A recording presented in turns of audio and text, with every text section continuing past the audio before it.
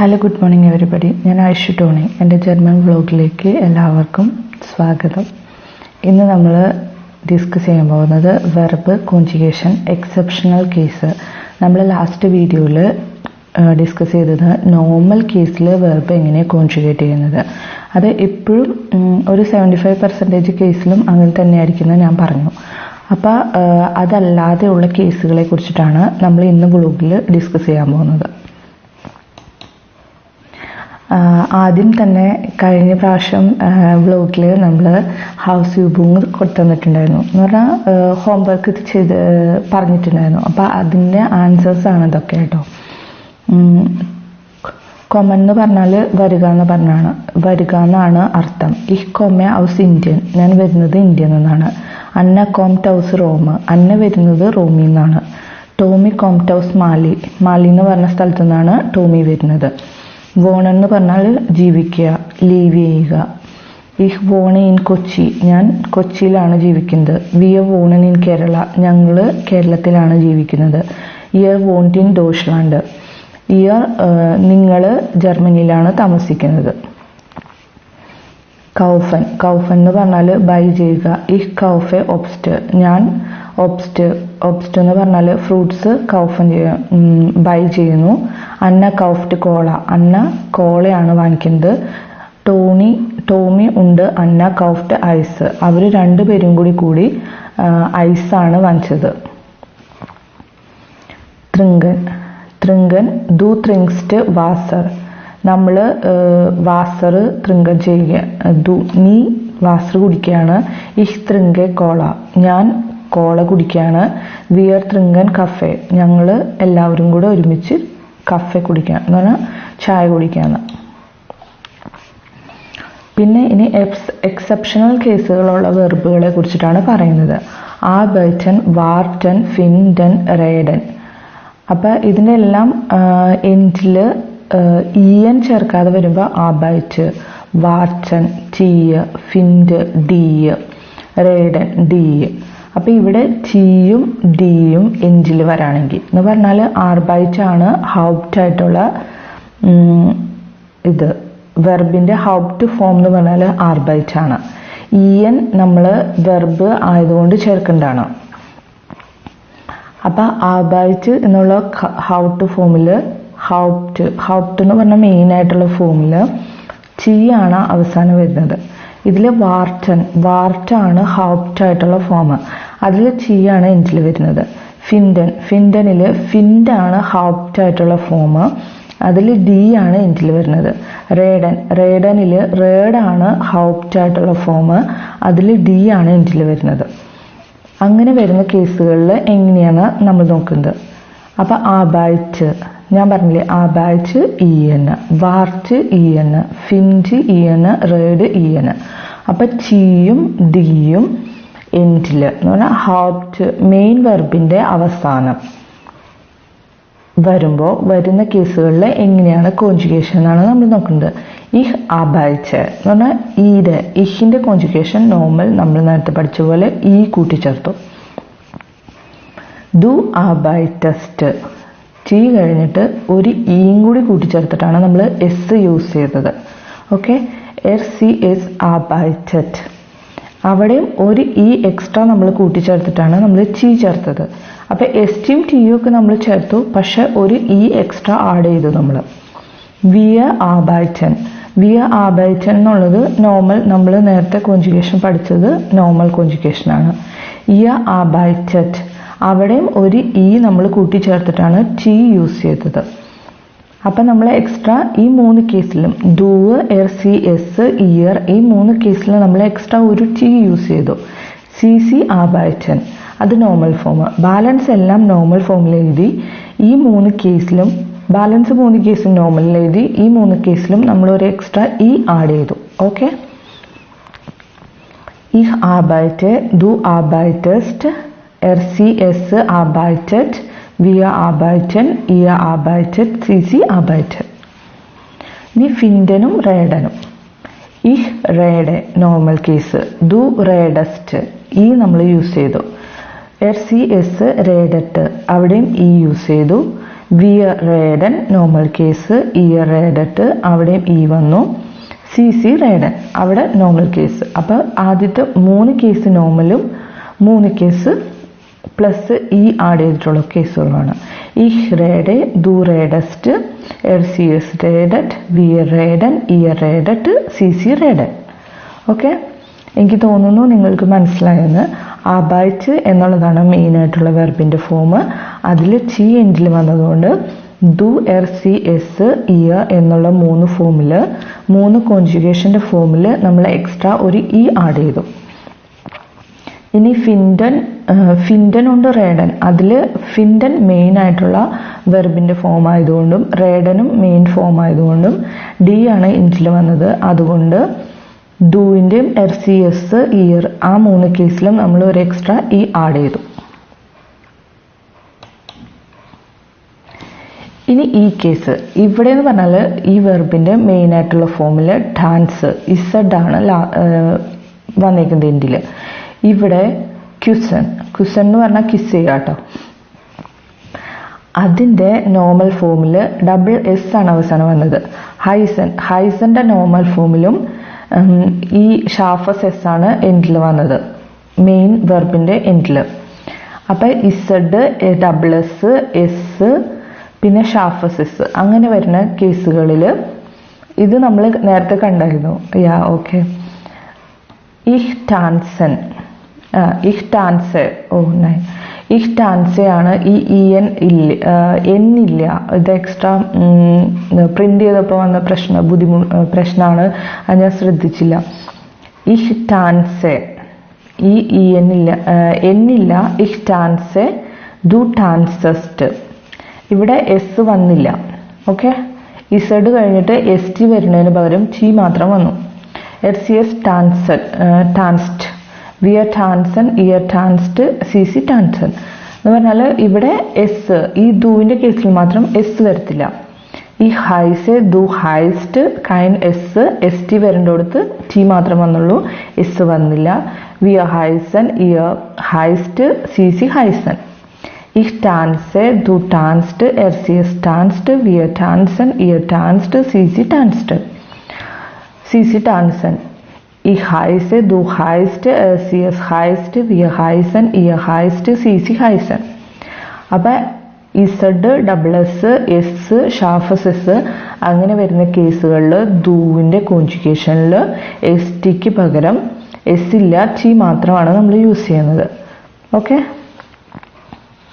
Example മനസ്സിലായെന്ന് ഞാൻ പ്രതീക്ഷിക്കുന്നു. ബാലൻസ് എല്ലാം നോർമലായിട്ട്, ദൂന് മാത്രമേ പ്രത്യേകതയുള്ളൂ. ബാലൻസ് എല്ലാം നോർമലായിട്ട് തന്നെയാണ് നമ്മൾ യൂസ് ചെയ്യുന്നത്. ഇവിടെ എന്നില്ല, ഈ വരെ ഉള്ളൂ. എന്നെ അത് ടൈപ്പ് ചെയ്തപ്പോൾ ഒന്ന് എന്തോ മിസ്റ്റേക്ക് ആട്ടോ, സോറി. ബ്യൂഗ്ലൻ എന്ന് പറഞ്ഞ ഒരു വെർബാണ്. അതെന്ന് പറഞ്ഞാൽ അയൺ ചെയ്യുക എന്നാണ് അതിൻ്റെ അർത്ഥം. അപ്പം ELN അതാണ് എൻഡിങ്ങിൽ വന്നത്. അപ്പം നമ്മൾ അതിലെന്തെങ്കിലും പ്രത്യേകതകളുണ്ടോ എന്ന് നോക്കാം. ഇഹ് ബ്യൂഗ്ലെ, ദു ബ്യൂഗ്ലസ്റ്റ്, EST, എസ് ബ്യൂഗ്ലറ്റ്, ടി. ഇവിടെ എന്ന് മാത്രം നമ്മൾ കളഞ്ഞിട്ട് ബാലൻസ് ഉള്ളതാണ് ഹൗ ഫോമായിട്ട് എടുക്കുന്നത്. വിയർ ബ്യൂഗ്ലൻ, വിയർ വരുമ്പോൾ ഈ നോർമൽ നമ്മൾക്ക് കിട്ടിയിരിക്കുന്ന വെർബ് അങ്ങനെ തന്നെ എഴുതിയാൽ മതി കേട്ടോ. വിയർ ബ്യൂഗ്ലൻ, ഇയർ ബ്യൂഗ്ലറ്റ്, സി ബ്യൂഗ്ലൻ എന്ന് പറഞ്ഞാൽ ഇത് വെർബിൻ്റെ ഫോമാണ് ബ്യൂഗ്ലൻ. അപ്പം ബ്യൂഗ്ലൻ എന്ന് പറഞ്ഞ വെർബ് ഇങ്ങനെയാണ് എഴുതണത്. അപ്പം വിയറിലും സിയിലും നമ്മൾ എല്ലാ കേസിലും കണ്ടു. വിയർ വരുമ്പോഴും സി വരുമ്പോഴും നമ്മൾക്ക് തന്നേക്കുന്ന ആ വെർബ് അങ്ങനെ തന്നെയാണ് നമ്മൾ എടുത്ത് എഴുതുന്നത്. അപ്പം ഈ കേസിൽ നമ്മൾ ആ വെർബ് അങ്ങനെ തന്നെ എടുത്ത് 2 പ്രാവശ്യം എഴുതി. അപ്പം ഈ വെർബ് ഇങ്ങനെയാണ് എഴുതുന്നത്, അതുകൊണ്ടാണ് ഇവിടെ EN ഒന്നും വരാത്തൊരു ഫോം വന്നത്. ഓക്കെ, അപ്പം ഇത് കുറച്ച് എക്സസൈസസ് ആണ്, നമുക്ക് വീട്ടിലിരുന്ന് ചെയ്ത് നോക്കാൻ പറ്റും. ഇപ്പം നമ്മൾ ഡിസ്കസ് ചെയ്ത ടോപ്പിക്കുമായിട്ട് ബേസ് ചെയ്തിട്ടുള്ള എക്സസൈസുകളാണ്. അപ്പം നമ്മൾക്ക് എന്താ പറയുക, അതിൻ്റെ എൻഡിങ്ങിലെ ഇത് വെച്ചിട്ട് കോൺജുഗേഷൻ ചെയ്തിട്ട് ഇവിടെ ഫില്ല് ചെയ്യാം. നമ്മൾ വായിച്ചു നോക്കി ഇങ്ങനെ കുറച്ച് എക്സസൈസൊക്കെ ചെയ്യുമ്പോഴാണ് നമ്മൾക്ക് ഈ ഭാഷയിൽ കുറച്ച് പരിജ്ഞാനം ഉണ്ടാവുകയും ഭാഷ നമുക്ക് ഇമ്പ്രൂവ് ചെയ്യാനും പറ്റുള്ളൂ. അപ്പോൾ ഈ എക്സസൈസ് നിങ്ങൾ ചെയ്യണം. നെക്സ്റ്റ് സ്ലൈഡിൽ ഞാൻ ഈ എക്സസൈസിൻ്റെ ആൻസർ ചെയ്യുന്നതായിരിക്കും. ഇപ്പോൾ ലാസ്റ്റ് സ്ലൈഡിൽ ചെയ്ത എക്സസൈസിൻ്റെ ആൻസർ ഞാൻ ഈ സ്ലൈഡിൽ ഫസ്റ്റ് ഇട്ടിട്ടുണ്ടായിരുന്നു. അപ്പോൾ അത് എല്ലാവരും നോക്കണം കേട്ടോ. നിങ്ങൾക്ക് എന്തോരം ആൻസർ കറക്റ്റ് ആവുന്നുണ്ട്, നിങ്ങൾക്ക് എന്തോരം മനസ്സിലാവുന്നുണ്ട് എന്നുള്ള കാര്യങ്ങളൊക്കെ നിങ്ങൾക്ക് ഈ എക്സസൈസുകൾ ചെയ്ത് നോക്കിയാലേ മനസ്സിലാവാൻ പറ്റുള്ളൂ. പിന്നെ ഇത് എക്സസൈസ് ചെയ്യുമ്പോഴാണ് നമുക്ക് ലാംഗ്വേജിലൊരു പഠിക്കുമ്പോൾ അതിനൊരു ഇമ്പ്രൂവ്മെൻറ്റും പിന്നെ എനിക്കെന്തോ അറിയാം അങ്ങനെ ഒരു കോൺഫിഡൻസൊക്കെ കിട്ടണമെങ്കിൽ എക്സസൈസ് ചെയ്ത് നോക്കണം. അപ്പം മറക്കാതെ എല്ലാവരും എക്സസൈസ് നോട്ട്ബുക്കിലേക്ക് എഴുതിയിട്ടിട്ട് ഇത് ചെയ്യണം. ഓക്കെ, ഇതും ഈ പറഞ്ഞ പോലെ എക്സസൈസ് തന്നെയാണ്. ഇത് റേഡ് എന്ന് പറഞ്ഞാൽ സംസാരിക്കുക, അൺവോട്ട് എന്ന് പറഞ്ഞാൽ ആൻസർ കൊടുക്കുക, റൈസ് എന്ന് പറഞ്ഞാൽ യാത്ര ചെയ്യുക, റൈസ് യാത്ര. അപ്പോൾ ഈ എക്സസൈസും ചെയ്ത് നോക്കണം. ഇതിൻ്റെ ആൻസറും നെക്സ്റ്റ് സ്ലൈഡിൽ ഞാൻ ചെയ്യുന്നതായിരിക്കും. അപ്പോൾ എക്സസൈസ് ചെയ്ത് നോക്കുക, നിങ്ങളുടെ ആൻസറുകൾ എന്തോരം ശരിയാവണുണ്ടോ എന്ന് നോക്കുക, തെറ്റെവിടെ വരുന്നതെന്ന് നോക്കുക. പിന്നെ എന്തെങ്കിൽ നിങ്ങൾക്ക് എന്തെങ്കിലുമൊക്കെ ഗൂഗിളിൽ നോക്കി സെർച്ച് ചെയ്ത് വായിക്കാനൊക്കെ കിട്ടുവാണെങ്കിൽ വായിക്കുക. ഒരു ചെറിയ പാരഗ്രാഫാണെങ്കിലും എഴുതി വെച്ച് 1, 2, 3 പ്രാവശ്യം എഴുതി അത് വായിച്ച് പ്രൊനൗൺസിയേഷനൊക്കെ ഇമ്പ്രൂവ് ചെയ്യണം. നല്ല പ്രൊനൗൺസിയേഷനോട് കൂടി പഠിക്കുക. എന്ത് കാര്യം പഠിച്ചാലും പ്രൊനൗൺസിയേഷൻ കറക്റ്റാക്കി പഠിക്കാൻ ശ്രമിക്കുക. ഇനി നമ്മൾ എന്ന് പറഞ്ഞാൽ ഒരു എക്സാമ്പിളാണ് നിങ്ങളിപ്പോൾ കുറച്ച് എല്ലാ ദിവസവും പുതിയ കാര്യങ്ങൾ പഠിക്കുന്നുണ്ട്.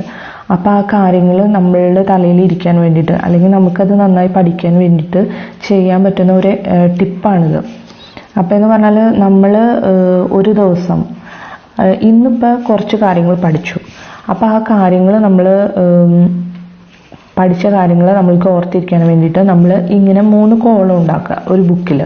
അതിൽ നമ്മൾ ഇന്ന് പഠിച്ച ഒരു വേർഡ്, ഇപ്പം നിങ്ങൾക്ക് ഏറ്റവും ഇഷ്ടപ്പെട്ട ഒരു വേർഡ് എഴുതുക. പിന്നെ അതിൻ്റെ മീനിങ് നിങ്ങൾക്ക് മനസ്സിലാവുന്ന ഭാഷയിൽ എന്ന് പറഞ്ഞാൽ മലയാളത്തിലോ ഇംഗ്ലീഷിലോ ഇനി ജർമ്മനിലോ എന്ത് ഭാഷയിലാണെങ്കിലും അതിൻ്റെ മീനിങ് എഴുതി വയ്ക്കുക. അതിനെക്കുറിച്ച് നിങ്ങൾക്ക് മനസ്സിലായ ഒരു രീതിയിൽ ഏത് ലാംഗ്വേജിലാണെങ്കിലും ഒരു എക്സാമ്പിൾ എഴുതി വയ്ക്കുക. ഞാനിപ്പോൾ ജർമ്മനിയിൽ ഇത് ഇവിടെ എക്സാമ്പിൾ എഴുതിയെന്ന് പറഞ്ഞാൽ നിങ്ങൾക്ക് മനസ്സിലാവാൻ വേണ്ടി എഴുതിയതാണ്. എന്നിട്ട് ഈ വേർഡ് ഇടയ്ക്കിടയ്ക്ക് നോക്കി റിപ്പീറ്റ് ചെയ്തുകൊണ്ടിരിക്കുക. അപ്പോൾ നിങ്ങൾക്ക് ഈ മീനിങ്ങും മനസ്സിലാവും. എക്സാമ്പിൾ ചെയ്യുന്നതുകൊണ്ട് നിങ്ങൾ ഉദ്ദേശിക്കുന്ന മീനിങ് തന്നെയാണോ നിങ്ങൾ അന്ന് പഠിച്ചതെന്നും നിങ്ങൾക്ക് മനസ്സിലാവും. അപ്പോൾ സൈൻ എന്ന് പറഞ്ഞാൽ നമ്മൾ പറയുന്നത് ടു ബി. അപ്പോൾ ഇഹ് ബിൻ ക്രാങ്ക്, ഞാൻ ക്രാങ്കാണ്. ക്രാങ്ക് എന്ന് പറഞ്ഞാൽ സിക്ക്. ഞാൻ സിക്കാണെങ്കിൽ അത് നമ്മൾ ഇപ്പോൾ ആരെങ്കിലും ടെലിഫോൺ വിളിച്ചിട്ട് പറയാണ് ഇഹ് ബിൻ ക്രാങ്ക് ഇഹ് കോമൻ ഇഹ്റ്റ് പോയിട്ട് എന്ന് പറഞ്ഞാൽ ഞാൻ സിക്കാണ്, ഇന്ന് ഞാൻ വരില്ല എന്ന്. ഇഹ് ബിൻ സ്റ്റുഡൻറ്റിൻ എന്ന് പറഞ്ഞാൽ ഞാനൊരു സ്റ്റുഡൻറ്റിനാണ്, പഠിച്ചുകൊണ്ടിരിക്കുന്ന ഒരു കുട്ടിയാണെന്ന്. ഹാബൻ, അപ്പോൾ ഇതിൻ്റെ കോൺജുഗേഷനാണ് ഞാൻ പിന്നെ എഴുതിയേക്കുന്നത്. ബിന്ന്, ബിസ്റ്റ്, ഈസ്റ്റ്, സിന്ത്, സൈദ്, സിന്ത്. അപ്പോൾ വെർബാണ് നിങ്ങൾ പഠിക്കണമെങ്കിൽ കോൺജുഗേഷനും കൂടെ അതിൻ്റെ കൂടെ എഴുതി വെക്കുകയാണെങ്കിൽ നിങ്ങൾക്ക് ഹെൽപ്ഫുള്ളായിരിക്കും. ഹാബൻ, ഹാബെ, ഹാബ്സ്റ്റ്, ഹാർച്ച്, ഹാബൻ, ഹാബ്റ്റ്, ഹാബൻ.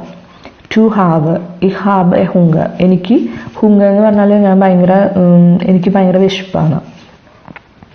സി ഹാബൻ ലാംഗ്വൈലിക്ക്, അവന് ഭയങ്കര ബോറാണ്. അവന് ഭയങ്കര ലാംഗ്വൈലിക്ക് എന്ന് പറഞ്ഞാൽ ബോറടിക്കുകയാണ്.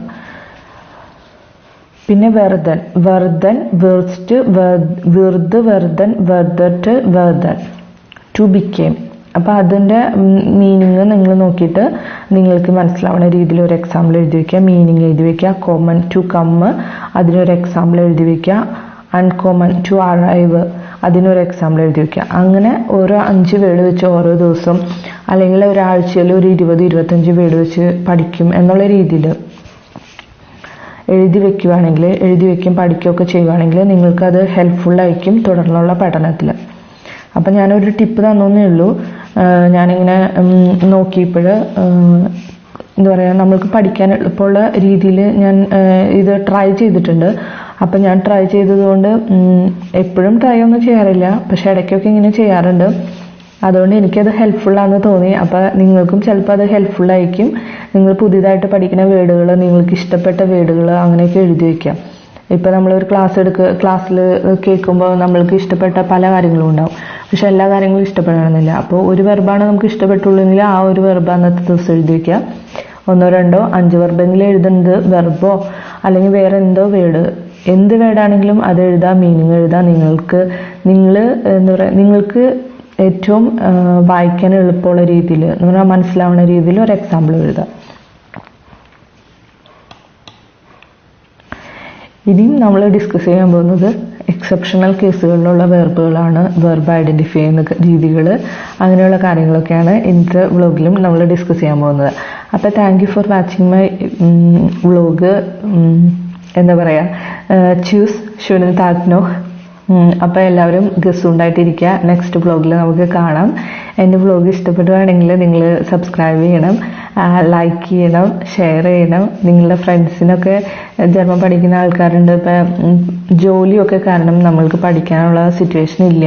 എനിക്ക് അങ്ങനെയൊക്കെ ആയിരുന്നു. അപ്പം നാട്ടിൽ വെച്ചിട്ട് എനിക്ക് ജോലിയാണ്, ഇപ്പം പഠിക്കാനുള്ള സിറ്റുവേഷനൊന്നും ഇല്ലായിരുന്നു. അപ്പോൾ പിന്നെ ഞാൻ ഒത്തിരി സെർച്ച് ചെയ്തായിരുന്നു യൂട്യൂബിൽ ജർമ്മൻ പഠിക്കാൻ എന്തെങ്കിലും ഒരു ഓപ്ഷൻ ഉണ്ടോ എന്ന്. അപ്പം അന്ന് ബേസിക് ആയിട്ടുള്ള ഒരു ഓപ്ഷനൊന്നും ഞാൻ കണ്ടില്ല. അതാണ് എൻ്റെ ഒരു മോട്ടിവേഷൻ, ഇങ്ങനെ ഒരു ബ്ലോഗ് തുടങ്ങാൻ വേണ്ടിയിട്ടുള്ള ഒരു മോട്ടിവേഷൻ. അപ്പം നമ്മൾ എല്ലാവർക്കും എന്താ പറയുക, എപ്പോഴും പഠിക്കാൻ പോകണമെന്ന് ഇല്ല, ജോലി ഇല്ലാതെ ഇരിക്കാൻ പറ്റില്ലാത്തൊരവസ്ഥ, അങ്ങനെയൊക്കെ എൻ്റെ പോലെ തന്നെ അവസ്ഥയുള്ള ഒത്തിരി ആൾക്കാരുണ്ട്. അപ്പോൾ എല്ലാവർക്കും വേണ്ടിയിട്ടാണ് ഞാൻ ഈ വ്ളോഗ് ചെയ്യുന്നത്. അപ്പോൾ നിങ്ങൾക്ക് ഇഷ്ടപ്പെടുവാണെങ്കിൽ നിങ്ങൾ നിങ്ങളുടെ ഫ്രണ്ട്സിനൊക്കെ ഷെയർ ചെയ്യുക. അപ്പോൾ പഠിക്കാൻ ബുദ്ധിമുട്ടാണ്, എന്നാലും നമ്മൾ ട്രൈ ചെയ്യുക. ട്രൈ ചെയ്താൽ കിട്ടാത്തതായിട്ടൊന്നുമില്ല. അപ്പോൾ എല്ലാവർക്കും best of luck, best wishes. എല്ലാവരും ഗസ്സുണ്ടായിട്ടിരിക്കുക. അപ്പോൾ ചൂസ് ഷുനൽ താഗ്നോഹ് ബിസ്ദാൻ. നെക്സ്റ്റ് വ്ളോഗിൽ കാണാം. അപ്പോൾ അത്രയും ദിവസം വരെ ചൂസ് ബൈ.